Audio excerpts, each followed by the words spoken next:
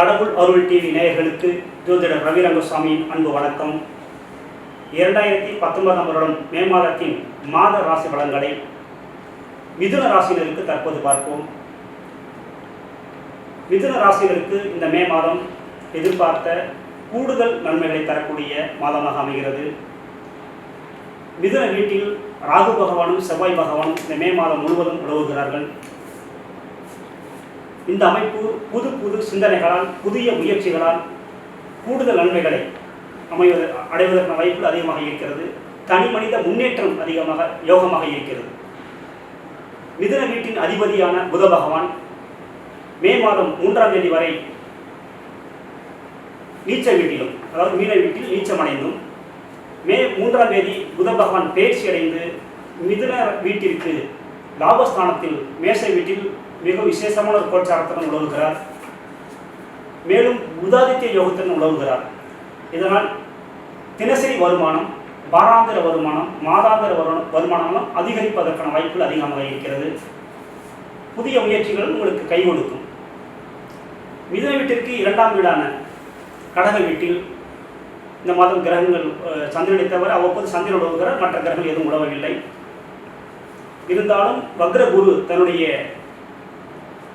9ஆம் பார்வையினால் கடக வீட்டை பார்வை செய்கிறார். குடும்பஸ்தானத்தை பார்வை செய்கிறார். இதனால் குடும்பத்தில் வக்ரகுரு என்பதால் வக்ரகுருவாகி குடும்பஸ்தானத்தை பார்வை செய்வதால் குடும்பத்தில் சில குழப்பங்கள் உண்டாவதற்கான வாய்ப்புகள் அதிகமாக இருக்கிறது. அதுவும் குடும்பம் சார்ந்த நிர்வாகம் செய்யக்கூடியவர்களுக்கு, இந்த மிதுன ராசிக்காரர்கள் குடும்ப நிர்வாகத்தை மேற்கொண்டிருந்தால் அவர்கள் சற்று ஒதுங்கி இருக்கக்கூடிய ஒரு மாதமாக இந்த மே மாதம் இருக்கிறது.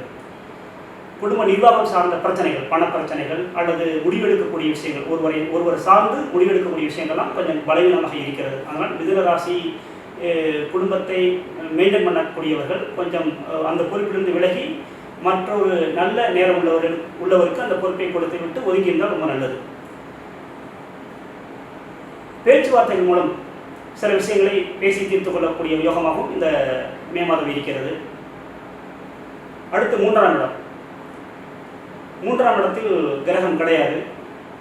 3ஆம் அதிபதியான சூரிய பகவான் மாத தொடக்கத்தில் மேச வீட்டில் உலவுகள் லாபஸ்தானத்தில் உலவுவதால் அரசு சார்ந்த அனுகூலங்கள் உண்டாவதற்கும் உங்களுடைய தினசரி வருமானம் அதிகரிப்பதற்கான வாய்ப்புகள் அதிகமாக இருக்கிறது. அடுத்து 4ஆம் இடம். 4ஆம் இடத்தை பொறுத்தவரை 4ஆம் இடத்தை வக்ர சனி மாதம் முழுவதும் பார்வை செய்கிறார். மிதுன வீட்டிற்கு 7ஆம் இடத்தில் இருக்கக்கூடிய வக்ர சனி மாதம் முழுவதும் பார்வை செய்கிறார். 4ஆம் அதிபதியான புத பகவான் யோகமான கோச்சாரத்தில் உலவுகிறார். கல்வி சார்ந்த வகையில் கொஞ்சம் கவனமாக முடிவெடுக்க வேண்டும். பழையன கழிந்தலும் புதியன புகுதலும் என்பதற்கேற்ப, உங்களுடைய புதிய சிந்தனைகளுக்கேற்ப இன்றைய நிலையில் உங்களுடைய பொருளாதார நிலை, உங்களுடைய குடும்ப சூழ்நிலை, இதுக்கு உட்பட்டு கல்வி சார்ந்த வகையில் நீங்கள் முடிவெடுத்தால் அந்த முடிவு உங்களுக்கு சாதாரணமாக அமையும். அந்த கல்வி சார்ந்த விஷயத்தை சரியாக வெற்றி அடைவீர்கள். வக்ரசரி உங்களை குழப்பும். நாம் அந்த சிறிய வயதாக இருக்கும்போது அந்த துறையில் அப்படி படிக்க வேண்டும், இந்த துறையில் இப்படி படிக்க வேண்டும், அதை செய்ய வேண்டும், இதை செய்ய வேண்டும் என்று உங்களுடைய கனவுகள் இருந்து கொண்டிருந்திருக்கும். அந்த கனவுகள் தற்போது நிறைவேற முடியாமல் கூட போகும். அந்த அளவிற்கு கொஞ்சம் பலவீனமான ஒரு காலகட்டமாக அந்த வக்ரசனி இருக்கிறார். அதனால் அதில் குழப்பமடைந்து உங்களை நீங்களே பழிவாங்கிக் கொள்ளாமல் இன்றைய சூழ்நிலைக்கு, இன்றைய பொருளாதார நிலைக்கு நமக்கு எது உகந்தது என்றாவது சிந்தித்து கல்வித்துறையை தேர்ந்தெடுத்துக் கொள்வது உங்களுக்கு எதிர்காலத்துக்குரிய நன்மையாக அமைகிறது. வாகனம் சம்பந்தப்பட்ட வகையில் புதிய வாகன சேர்க்கைகள் உண்டாவதற்கான வாய்ப்புகள் அதிகமாக இருக்கிறது. இருக்கிற வாகனத்தின் பழுதுகளை சரிபார்த்து அதை புது பொலிவுடன் அமைத்துக் கொள்வதற்கான வாய்ப்புகள் அதிகமாக இருக்கிறது. சுக வாழ்க்கை மிகவும் சிறப்பாக அமைகிறது. சுக வாழ்க்கை என்பது சந்தோஷமாக இருப்பது. மாதம் முழுவதும் ஏதோ ஒரு வகையில் சந்தோஷப்படுத்திக் கொண்டே இருப்பீர்கள். சந்தோஷமான நிகழ்வுகளில் உங்களை ஈடுபடுத்திக் கொள்வீர்கள். அந்த அளவுக்கு யோகமாக இருக்கிறது. அடுத்து பூர்வ புண்ணியஸ்தானம். அந்த இடத்தில் கிரகங்களை சூரிய பகவான் பார்வை செய்கிறார். மிக விசேஷமான ஒரு கோச்சாரம். பூர்வ புண்ணியஸ்தானத்தை பொறுத்தவரை சுட்டு வட்டாரம், பழகிய வட்டத்தில் உங்களுடைய மதிப்பு மரியாதை உயர்வதற்கான வாய்ப்புகள் அதிகமாக இருக்கிறது. அடுத்து 6ஆம் இடம். கடன், நோய், எதிரி சம்பந்தப்பட்ட ஸ்தானம். தேவையில்லாத கடன் பிரச்சனை, தேவையில்லாத எதிரிகள் சார்ந்த பிரச்சனைகள், தேவையில்லாத நோய் சார்ந்த பிரச்சனைகள்லாம் வருவதற்கான வாய்ப்புகள் அதிகமாக இருக்கிறது. 6ஆம் இடத்தில் வக்ரகுரு உலவுவதால். அதனால் அந்த வகை வக்ரகுரு சார்ந்த ஒரு பரிகாரத்தை இந்த மாதத்தில் மே மாதத்தில் செய்து கொண்டால் வக்ர குரு சார்ந்த வகையில் கடன், நோய், எதிரி சார்ந்த வகையில் பாதிப்பு இல்லாமல் நன்மைகளை அனுபவித்துக் கொள்ளலாம். வக்ர குரு சார்ந்த பரிகாரத்தை பரிந்துரை செய்கிறோம். 7ஆம் இடம் திருமணம், நட்பு சம்பந்தப்பட்ட ஸ்தானம். அந்த இடத்தில் சனி பகவான் உழவுகிறார், கேது பகவான் உழவுகிறார். சனி பகவானை பொறுத்தவரை வக்ரகதி கோச்சாரம், தோஷத்துக்கு உட்பட்ட ஒரு கோச்சாரம். திருமண பேச்சுவார்த்தை தடைபடுவதற்கான வாய்ப்புகள் அதிகமாக இருக்கிறது. ஏனெனில் 7ஆம் அதிபதியான குருவும் 6ஆம் இடத்தில் மறைந்து விட்டார். இது பலவீன ஒரு கோச்சாரம். பேச்சுவார்த்தைகள் பொருளாதாரத்தினால், இப்போல்லாம் அந்த வரதட்சணை, அந்த செய்வினை என்று சொல்கிறோம் அல்லவா, அதனால் அந்த பொருளாதாரத்துக்கு உட்பட்டு அந்த திருமண பேச்சுவார்த்தை தடைபடுவதற்கான வாய்ப்புகள் அதிகமாக இருக்கிறது. அதனால் விட்டு கொடுத்து இன்றைய சூழ்நிலைக்கு ஏற்ப எந்த பாதிப்பும் இல்லாமல் மெனக்கட்டால் தான் திருமணம் பேச்சுவார்த்தை திருமணத்தில் முடியும். கொஞ்சம் கவனம் இருந்து கொள்ள வேண்டும். திருமண பேச்சுவார்த்தையில் இடையில் இருப்பவர்கள், இரண்டு குடும்பத்திற்கும் நம்பிக்கைக்குரிய நபர் இடையில் இருப்பவர், அவர் சரியாக இருக்க வேண்டும்.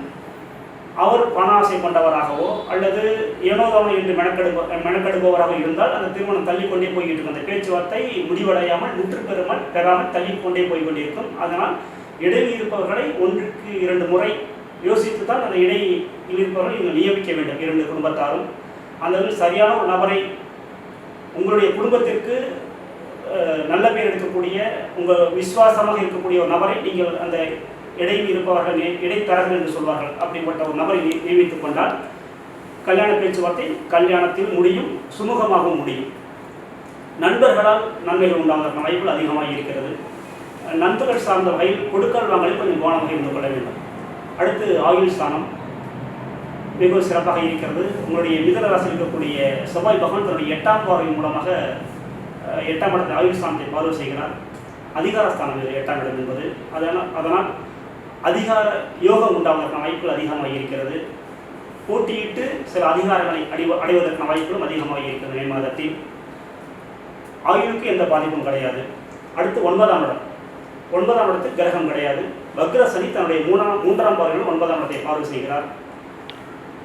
பரம்பரை சொத்துக்களில் இருந்து வந்திருக்கக்கூடிய பிரச்சனைகள் சுமூகமாக முடிவுக்கு உண்டாகி உங்களுக்கு பாதிப்பு இல்லாமல் உங்களுக்கு வந்து சேரக்கூடிய வாய்ப்புகள் அதிகமாக இருக்கிறது. அடுத்து 10ஆம் இடம் தொழில் சார்ந்த வகையில் சில நன்மைகள் உண்டாவதற்கும் வாய்ப்பு அதிகமாக இருக்கிறது. அந்த தொழில் ஸ்தானத்தின் அதிபதியான குரு, வக்ர குரு 6ஆம் இடத்திலிருந்து பார்வை செய்கிறார். 5ஆம் பார்வை மூலமாக 10ஆம் இடத்தை பார்வை செய்கிறார். தொழில் சார்ந்த வகையில் வேலை கிடைக்க வேண்டும் என்பதற்காக பணம் கொடுக்கல் வாங்கலில் ஈடுபடக்கூடாது. அப்படி மீறி நீங்கள் ஈடுபட்டால் கவனமாக இருந்து கொள்ள வேண்டும். தொழில் சார்ந்த பயணங்களுக்காக, வெளிநாடு சார்ந்த பயணங்களுக்காக பணம் கொடுக்கல் வாங்கலில் கொஞ்சம் கவனமாக இருந்து கொள்ள வேண்டும். மேலும் நினைத்த வேலை கிடைக்குமா என்பது சந்தேகம். அல்லது உங்களுக்கு ஒரு வேலை வாங்கி தருவோர் உங்களுக்கு கிடைக்கக்கூடிய வேலை இந்த நிலையில் இருக்கும், இப்படித்தான் இருக்கும் என்று உங்களுக்கு சொல்லியிருப்பார்.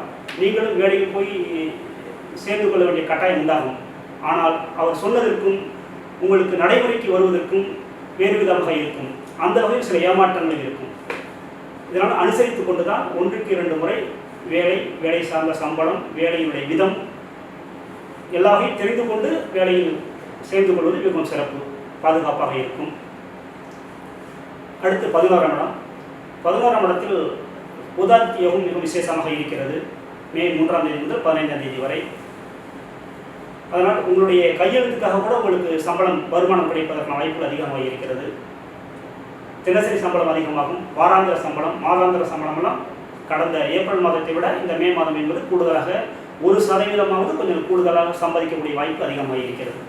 அடுத்து விரயஸ்தானத்தை வக்ர குரு மாதம் முழுவதும் பார்வை செய்கிறார். இது பலவீனத்துக்கு உட்பட்ட ஒரு பார்வையாகும். தேவையில்லாத வீண் செலவுகள், மருத்துவ சார்ந்த செலவுகள் ஏற்படுவதற்கு வாய்ப்பு இருக்கிறது. உங்களுக்கு தெரியும் நாம் என்ன செய்கிறோம், எதனால் மருத்துவர்கள் உண்டாகும் என்பது உங்களுக்கு தெரியும். அந்த வகையில் நீங்கள் கொஞ்சம் தற்காப்பு உணர்வோடு இருந்து கொண்டு செலவுகளை குறைத்துக் கொள்வது மிகவும் சிறப்பு. இந்த மிதுன ராசிக்காரர்கள் இந்த மே மாதத்தில் சிவன் வழிபாடு மேற்கொண்டு கூடுதல் நற்பலன்களை பெற்றுக்கொள்ள கேட்டுக்கொள்கிறோம். நன்றி, வணக்கம்.